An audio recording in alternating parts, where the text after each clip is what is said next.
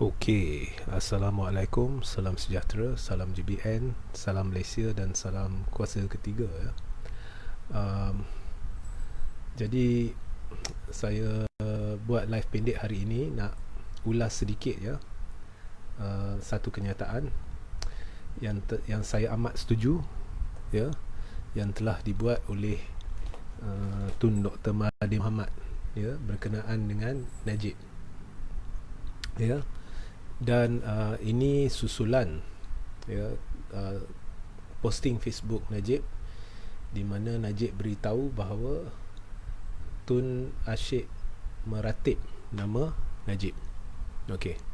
So ini yang saya nak ulaskan. Jadi pendek saja. Okey, Najib telah membuat satu kenyataan. Kononnya Tun ni selalu meratib nama dia ya, nama Najib. Okey. Jadi kalau kamu perhati ya, ini sebenarnya satu taktik Najib yang diguna pakai dalam Facebook bagi segala apa tomahan serangan terhadap diri dia. Kalau Kit Siang sebut Najib, mereka Kit Siang penat berhujah dalam kenyataan dia, Najib akan hanya keluarkan kenyataan, Kit Siang dah meratib nama saya. Kalau Tun berhujah ya, dengan hujah-hujah spesifik apa yang Najib lakukan, mengapa Najib memalukan, Najib akan beri ungkapan Tun meratib nama saya. Jadi perkataan meratib nama saya itu adalah defense mechanism Najib, kerana Najib tidak ada hujah, kerana Najib tidak ada fakta, kerana Najib tidak mampu menangkis dakwaan terhadap dia yang bukan lagi sebenarnya dakwaan. Sebenarnya sudah dibuktikan oleh mahkamah, dua mahkamah, iaitu Mahkamah Tinggi dan Mahkamah Rayuan, melibatkan 4 hakim yang sudah pun memberitahu bahawa cerita dana 2.6 bilion yang kononnya masuk akaun Najib, yang kononnya adalah dari Raja Arab Saudi, adalah cerita dongeng yang direka ya. Dan Najib sudah disabit bersalah menyeleweng dana SRC ya, dan kini sedang menunggu keputusan akhir Mahkamah Persekutuan. Jadi ini semua fakta. Jadi bila orang sebut fakta ni, bila orang tanya mengapa Najib boleh ke sana sini sedangkan dia ni adalah pesalah, ataupun masa Mahkamah Tinggi menjatuhkan hukuman dia mudah masuk sini sana, masuk parlimen, keluar dan sebagainya, sedangkan dia terlibat dalam skandal terbesar tanah air ya.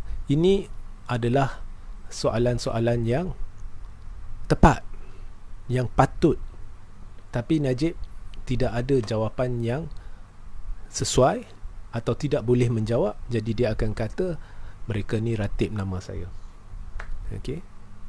Sedangkan dari 2015 apabila Tun mulakan ya serangan berhubung isu 1MDB ya, bersandar pada fakta, Najib asyik atau orang-orang Najib asyik mengulangi cerita-cerita yang sekadar cerita berkenaan Tun tanpa sebarang bukti, sehingga hari ini tidak pernah dibuktikan, sehingga hari ini tidak pernah ada dokumen ditunjukkan, dan sentiasa meratib nama Tun kerana nak mengalihkan perhatian rakyat daripada kepincangan Najib sendiri, daripada kepincangan ya keluarga dia sendiri, khususnya melibatkan isteri dia ya.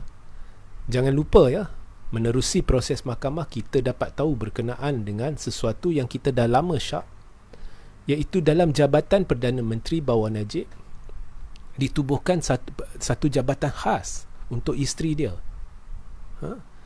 menggunakan duit rakyat ni, beratus ribu sebulan dibelanja ya, untuk membayar laskar-laskar cyber yang dikawal secara langsung atau tidak langsung oleh isteri dia. Ini guna duit rakyat dalam pada rakyat susah. Ini Najib. Jadi dalam usaha Najib untuk menghaburi mata rakyat, untuk mengalihkan perhatian rakyat, maka dia akan buat dia punya walkabout, pergi sana pergi sini, berjumpa dengan rakyat, buat posting Facebook dan sebagainya, menunjukkan dia ni berjiwa rakyat, sekaligus menyebabkan pentaksub dia yang bukan sebenarnya majoriti rakyat Malaysia, pentaksub dia menjadi serba salah. Oh, ini orang baik. Ya. Baik, hari ini saya dedahkan satu perkara yang lama saya nak dedahkan. Okey. Bukan semualah, ada perkara yang saya tidak akan dedahkan sampai bila-bila. Okey. Selepas PRU 14, saya sebenarnya rapat dengan Najib. Sebab pertama, ya, kali pertama saya dapat rasa ada sesuatu tak kena dengan orang ni adalah apabila saya ke rumah Najib di Pavilion. Saya tak nak cerita spesifik, tapi kalau Najib berani nafi, saya akan dedah semua. Kali pertama saya rasa ada sesuatu tak kena ialah apabila saya berada dalam living room bersama Rosmah, Najib, ya, dan orang lain kat situ saya tak nak namakan, tak penting. Saya ada diminta oleh Rosmah di depan Najib untuk mereka satu cerita yang palsu sedikit, spin, ya. Dan pada masa itu saya pun sebelum tu dah banyak diberi maklumat-maklumat salah berkenaan dengan Najib, dan saya menyangka Najib ni orang baik. Tapi mula-mula saya dicetuskan untuk berfikir mungkin ada yang tak kena ialah apabila permintaan itu dibuat. Dan kali kedua ialah apabila Rosmah memanggil saya secara peribadi, ya, apabila saya tulis satu artikel mendedahkan kepincangan kepimpinan Zahid dalam UMNO, dan dia memberitahu saya dengan nada yang agak marah, nada yang agak tidak puas hati. Mengapa kamu cakap begitu? Kamu sepatutnya suruh Zahid letak jawatan malam ini juga. Saya nak suami saya kembali sebagai Presiden UMNO.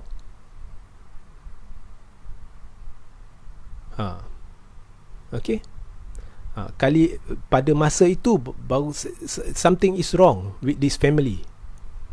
Dah hari tu minta saya buat begitu. Of course depan dia saya ya, okey, nantilah saya fikirkan, tapi sukarlah, ya, tapi tak buat.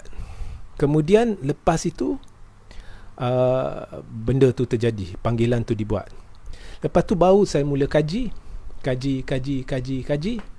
Dan akhirnya saya dapat tahu yang selama ni apa yang diberikan kepada saya berhubung Najib ni semuanya oleh orang-orang yang sama ada berkait secara langsung atau tidak langsung dengan Najib, semuanya palsu. Rupa-rupanya dia ni tak betul. Orangnya secara peribadi, ya, kalau kita tolak politik, kita tolak apa-apa, dia ni sebenarnya he's a nice man. Tapi selebihnya pelik. Okey. Jadi apa pun, saya setuju sangat dengan kenyataan Tun tu. Malah Tun memberitahu Najib is nothing like his father dan tak tahu malu. Betul. Malah saya nak tanya Najib, adik dia sendiri dah bongkarkan banyak benda, ya, dalam buku berhubung dengan 1MDB dan sebagainya. Malah adik dia sendiri, menurut dalam buku tu dan berdasarkan apa yang Tun kata, adik dia sendiri pergi berjumpa dengan Tun dan minta bantuan untuk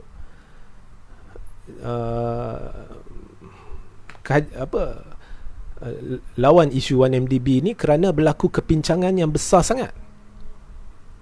Ya, adik dia sendiri mendedahkan bagaimana PMO, pejabat Najib dulu masa Najib jadi Perdana Menteri, telah mengeluarkan satu kenyataan palsu. Kononnya apabila terbongkar, ya, Rosmah dan Jolo telah berbelanja begitu besar di luar negara, duit yang dibelanja oleh Rosmah yang besar tu adalah legasi peninggalan arwah Allahyarham Tun Abdul Razak. Jadi menurut Nazir itu sebenarnya mencemar maruah keluarga, kerana itu tidak benar. Itu seolah-olah memberi persepsi bahawa Tun Razak sendiri terlibat dalam perkara-perkara yang tidak baik. Ya. Dan benda ni Nazir beritahu dia nak cuba lawan, dia nak cuba perbetulkan. Tapi Najib pula sekat media-media daripada membawa apa-apa kenyataan daripada adik dia, malah memarahi adik dia mengapa buat kenyataan begini begitu. Tapi akhirnya adik dia berjaya mengeluarkan kenyataan menerusi media luar negara yang akhirnya dibaca oleh seluruh rakyat Malaysia. Jadi kenyataan PMO tu palsu. Itu bukan legasi peninggalan Tun Razak. Jadi Najib menjaja nama Tun Razak. Jadi saya setujulah dengan Tun. Hari ini Tun berkata Najib is nothing like his father. Betul. Nothing like his father. Ya. Bagi saya amat rendah martabat maruah seseorang anak apabila menjaja nama ayah dia begitu. Demi kepentingan ke apa saya tak tahulah. Itu saya tak nak speculate. Tapi Najib kena jawab Nazir. Ya? Kemudian Nazir mendedahkan bagaimana dalam satu pertemuan di dalam majlis raya, Rosmah datang berdekatan. Apabila Najib bercakap dengan Nazir, dia kata jangan bercakap dengan orang ni, ya, depan orang ramai. Dia ni nak jatuhkan kamu. Kemudian Rosmah tunjuk jari kat Nazir dan beritahu, saya sedang melihat awak, berhati-hati. Ini adalah keluarga Najib dengan Rosmah. Ada banyak saya nak cerita dari pengalaman peribadi sendiri, tapi banyak ada yang saya tak akan cerita sampai bila-bila. Sebab kesian juga dengan Najib. Sebab saya tahu dia bukannya 100% ada kawalan terhadap apa yang dilakukannya. Ada pengaruh online. Tapi yang saya cerita tadi itu benar. Dan memang saya dah cerita dulu. Yang Rosmah panggil dan dia beritahu macam tu. Ya. Jadi sekarang ni kau lihat Najib akan pergi sini, pergi sana, jumpa sini, jumpa sana, tapi benda-benda ni dia takkan jawab. Iaitu dua mahkamah sudah sabitkan dia bersalah. 4 hakim. Malah hakim pun beritahu dia telah memalukan negara, mengkhianat negara. Tak, saya lupa memalukan ke mengkhianat, ya, negara. Ini minta maaf ya, saya lupa mana satu. Dan telah menyabitkan dia bersalah menyeleweng dana SRC yang merupakan anak syarikat YMDB, dan telah mengesahkan bahawa bukti menunjukkan 2.6 bilion tu sebenarnya dana SRC, dan bukannya dana daripada Raja Arab Saudi. Malah Najib sendiri mengaku, ya, dalam satu temu dramah di Al Jazeera bahawa dia sebenarnya hanya menganggap ianya dana Raja Arab Saudi, bercanggah dengan apa yang dia sendiri kata. Tapi bila orang macam saya bertanya kepada dia, jadi Najib, macam mana kamu boleh bercanggah? Dulu kamu kata memang sah dana Raja Arab Saudi. Lepas PRU14 kamu mengaku kamu hanya menganggap. Ya. Dia takkan jawab. Dia akan alih perhatian. Dia kata orang ni meratip nama saya, orang tu meratip nama saya. Itu hujah dia. Ini adalah seorang penipu, dan saya dah buktikan beberapa kali dia memfitnah, termasuk menghulurkan fitnah terhadap Tun berhubung dengan isu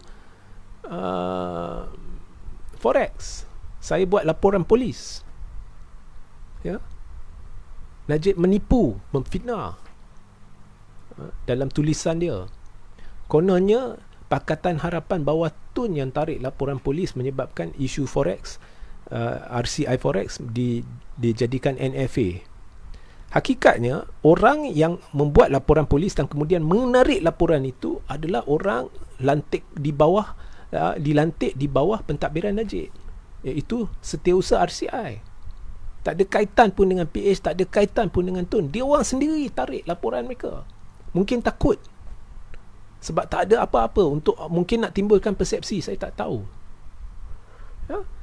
Jadi ini bukti bahawa Najib hanya meratib nama Tun membuat mereka cerita untuk memburukkan Tun bagi menutup keburukan dia sendiri. Ini orang jahat, orang yang buat begini jahat. Ya, orang jahat. Inilah klasifikasi orang jahat. Ya. Jadi saya nak tanya blogger Laskar, ya, ada seorang tu yang rapat dengan Najib yang hari-hari buat live tu. Daripada cerita sana sini, mengapa tak suruh Najib cerita dulu, balas balik dakwaan adik dia sendiri? Semua dakwaan adik dia sendiri. Mengapa babak adik dia Najib senyap? Adik dia lebih tahu. Adik dia dulu jawatan tinggi di dalam CIMB. Dia tahu. Jawab dulu, dah buku dah keluar. Ya. Ini bukan saya nak masuk soal keluarga, bukan. Tapi hakikatnya adik dia dah buat pendedahan umum begitu. Jadi jawab. Babak tu takkan jawab. Tapi dia akan kata, oh, orang ni ratib nama saya, orang tu ratib nama saya. Najib ni, penghujahan dia dah sampai tahap kampung. Sebab dia nak mempengaruhi orang-orang kampung, orang-orang luar bandar. Yang kalau kita cerita dalam berkenaan dengan 1MDB apa semua, mereka tak faham. Jadi orang-orang macam ni mudah ditipu, mudah dipengaruhi. Ya. Jawab adik sendiri dulu. Adik dia kata PMO tipu. Kononnya duit yang dibelanja oleh Rosmah adalah legasi peninggalan Allahyarham Tun Abdul Razak. Jawab adik dia dulu. Kemudian cerita macam mana Najib ni menipu, memanipulasi, macam mana Rosmah memanipulasi orang-orang sekeliling dia. Najib memanipulasi orang-orang sekeliling dia untuk melakukan benda-benda tertentu. Cuba cerita. Cuba tanya. Ada yang sekarang ni, yang blogger-blogger hebat ni, kononnya yang hebat lah, yang tengah buat pencerahan dan sebagainya. Cuba tanya. Cuba tanya, dia dapat arahan dari siapa? Cuba tanya. Kalau dia orang berani nafi. Tapi lepas tu pendedahan yang akan dibuat jangan menyesal lah. So saya amat setujulah dengan kenyataan Tun ni. Dan itulah kelebihan yang ada pada Tun. Dia akan keluarkan kenyataannya ringkas tapi tepat.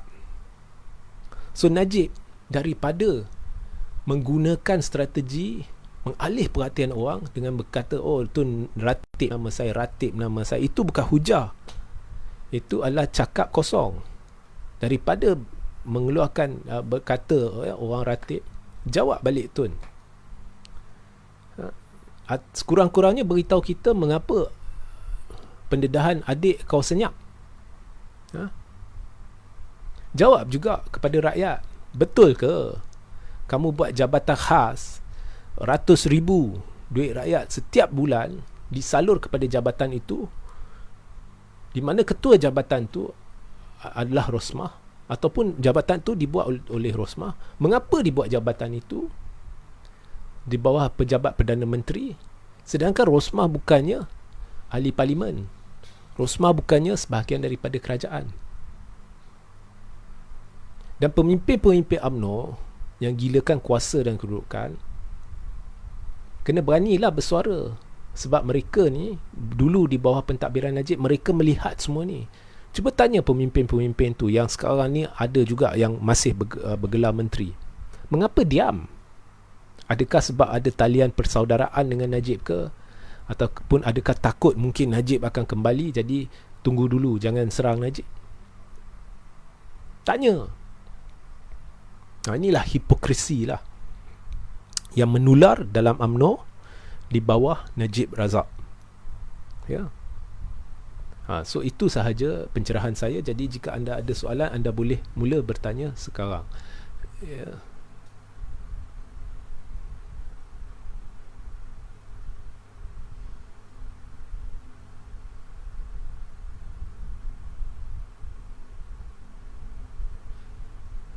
Zul Hassan, Salam RJ. Tun M should have known Najib for a very long time. Character who control him as claim, etc. But why Tun still give way to Najib to climb up the political ladder when Tun was PM4? Okay, saya bukannya Tun. Okay, satu. Jadi saya tidak tahu, was Najib really that bad at that time? Or after getting power, selepas dapat kuasa Perdana Menteri, baru dah tunjuk belang, baru isteri dia masuk campur. Itu saya tidak tahu. Mungkin dia bukan begitu, dan dulu dia pun bukan Perdana Menteri, jadi isteri dia tak bolehlah mengambil kesempatan. Jadi mungkin benda yang berlaku masa tu tak nampak, ya.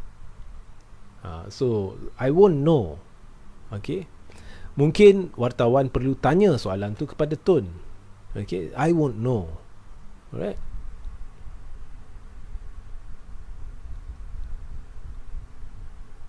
Pasal ekonomi, orang kata Najib ni hebat ekonomi. Isu EPF saya dah buktikan betapa ceteknya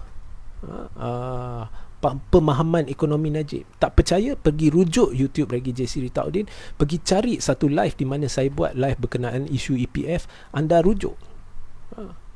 Najib cetek. Dia buat hujah seolah-olah dia pandai ekonomi, tapi sebenarnya jika anda kaji betul-betul, dia cetek dan dia hanya membuat hujah yang popular supaya rakyat fikir dia hebat. Sebenarnya apa yang dia kata tu memudaratkan rakyat. Dan tolonglah rujuk live semalam, sama ada scroll ke bawah ataupun rujuk YouTube, rujuk live semalam, kaji apa yang saya katakan, ya. Saya tak nak ulang di sini, sepintas lalu pun tak mau. Anda rujuk live semalam, kaji apa yang saya katakan.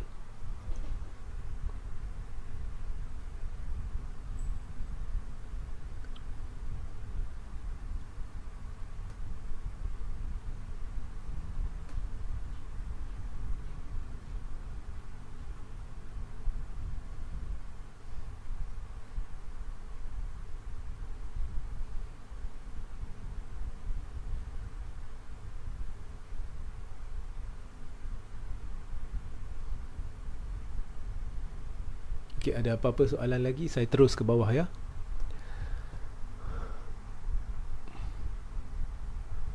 Wan bin Din, mungkin Najib memang pandai ekonomi, tapi ekonomi penyamun lah kot. Okay,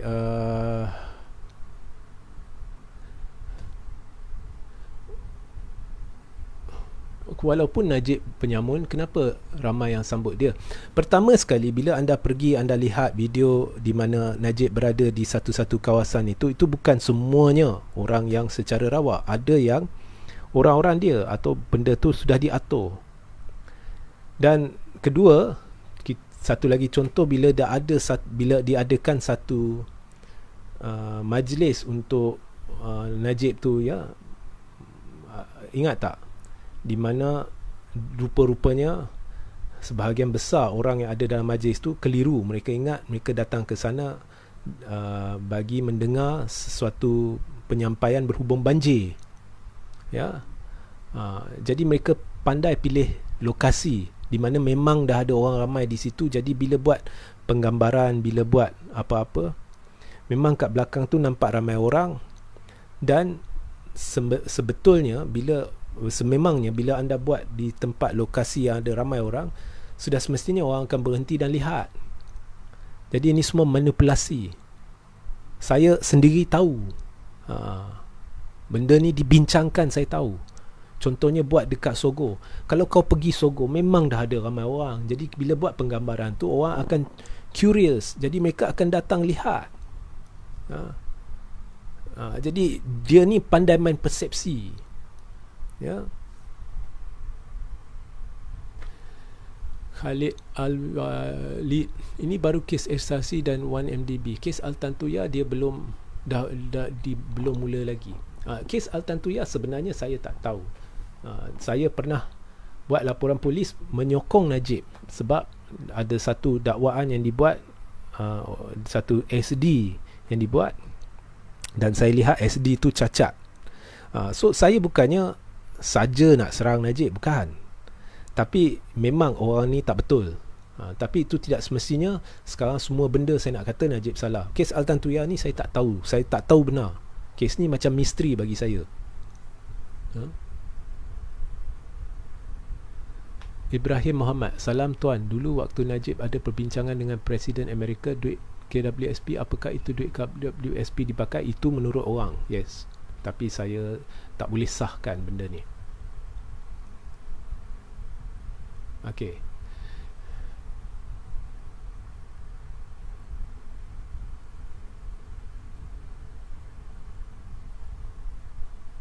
Mark Shah, sir, how about PBM, Parti Bangsa Malaysia? Is it the third force also? Not according to my definition, which requires satu gabungan parti-parti politik dan ahli-ahli parlimen, calon-calon bebas. Tetapi anda perlu faham ya, kuasa ketiga ni sebenarnya orang lain mungkin ada definisi lain dan tidak ada satu definisi yang betul. Jadi kita kena lihat orang tu apakah hujah mereka, apakah pendekatan mereka dan sebagainya. Jadi saya ada pendekatan sendiri, saya ada hujah sendiri berkenaan apa third force maksud saya, dan berdasarkan penghujahan saya, berdasarkan definisi saya, PBM bukannya the third force. What I am referring to is parti-parti yang bersekutu di bawah satu kemah kuasa ketiga. Tetapi dari satu sudut lain mungkin orang boleh berhujah dan berkata PBM memang third force. So itu bergantung pada individu lah. Jadi jika anda melayani saya, jadi anda perlu tahu saya tidak merujuk kepada PBM sebagai third force yang saya maksudkan. Sekejap ya.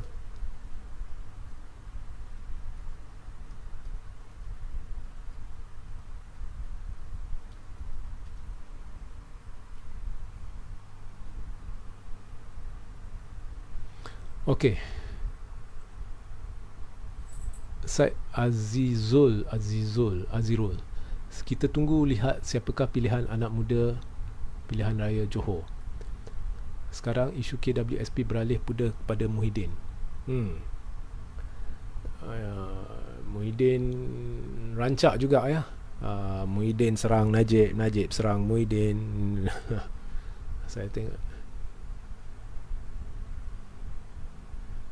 betul juga cakap Tun. Najib tak tahu malu. Ini memang orang yang kenal Najib ni memang nampak dengan jelas dia tidak tahu malu. Ini memang terror lah Najib, tak tahu malu.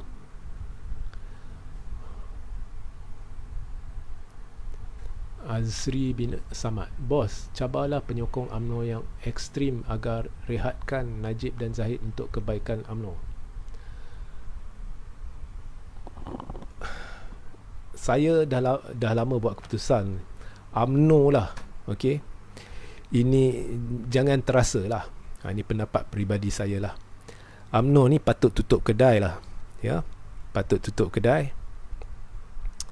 Dan UMNO ni sebenarnya bagi saya jiwa dia dah terkubur dah lama dah. Okey. Yang ada tinggal nama. Perjuangan dia bukannya untuk agama, bangsa dan negara. Perjuangan ni kebanyakan pemimpin, bukan 100%. Ada 1-2 pemimpin tapi mereka tak terdaya nak buat apa. Ya. Contohnya Tengku Razali Hamzah. Itu adalah pemimpin yang baik dalam UMNO. Tetapi UMNO secara am ni dah lama terkubur, dan bukannya perjuangan agama, bangsa dan negara, tapi wang, kuasa dan kedudukan, khususnya politik wang. Tak hormat lah. Bagi saya malulah kalau saya lihat pemimpin tu dia kata saya dari UMNO. Oh, malu. Sebab orang yang korang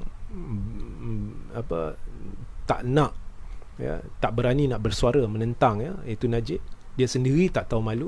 Jadi memang ikut pemimpin lah. Kalau pemimpin dah orang kepimpinan utama tu, walaupun Najib secara rasmi bukannya presiden, tetapi semua orang tahu secara tidak rasmi dia lah ada pengaruh besar.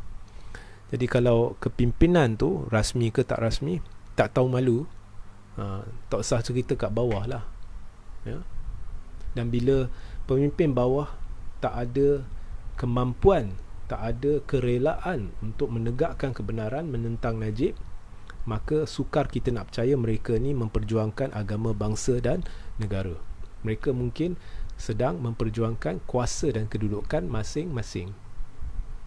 Okey, last sekali ya, Muhammad Izzuddin C. Rakyat tak nak layan cerita buruk pasal Najib. Rakyat dah nampak kehebatan Najib takbir negara. Wow. Rakyat sanjung Najib, bosku PM terbaik sepanjang zaman. Okey lah, ya. Okey, saya ingat setakat itu je lah. Kita tak boleh sentiasa pelekeh orang yang berkata baik berkenaan dengan Najib. Jadi yang komen tu kita biarlah, dia sokong, itu pendapat dia lah, ya. Okey, jadi mesej saya kepada semua laskar blogger Najib ni, suruh bos kau jawab adik dia dulu cukup, tak payah cerita lain. Untuk Johor ni, suruh jawab dakwaan adik dia dulu, Nazir Razak. Rakyat Johor minta Najib jawab dakwaan adik dia dulu, yang lain tolak tepi. Okey, selepas live ni saya akan letak link ya kepada artikel-artikel yang berkaitan di ruang tajuk. Jadi tolong baca. Ada yang berkaitan dengan benda ni, tolong rujuk live semalam, amat penting, berkenaan dengan Zahid. Dan sertai ya tak saluran Telegram saya, link saya akan letak di ruang tajuk, iaitu Telegram Regi J. Siritaudin, dan juga sentiasa layari thethirdforce.net. Okey, sehingga kita berjumpa esok atau di lain masa. Assalamualaikum, salam sejahtera, salam GBN, salam Malaysia dan salam kuasa ketiga.